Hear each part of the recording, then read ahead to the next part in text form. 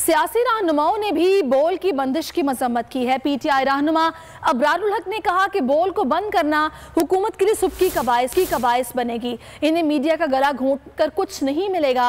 अली साही ने कहा कि इजहार राय पर पाबंदियां अफसोसनाक हैं। ताहिर सिंधु बोले बोल पर फौरी तौर पर पाबंदी खत्म की जाए। उमर फारूक ने कहा कि बोल टीवी को कोई बंद नहीं रख सकता। आप मीडिया का गला घोंटेंगे तो इसका मतलब है कि आप आवाम का गला घोंट रहे हैं, हक और सच को आगे पहुंचने से रोकने की कोशिश कर रहे हैं। और आज सोशल मीडिया के ज़माने में वो आप कर नहीं सकेंगे। ये उल्टा हुकूमत के लिए सुबकी का बायस बनेगी बात।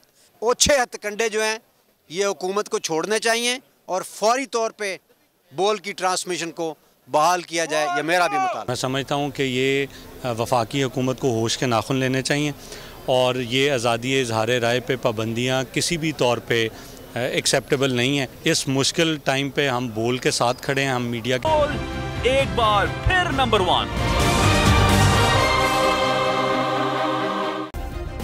सब्सक्राइब करें और बेल दबाएं ताकि कोई खबर रह न जाए।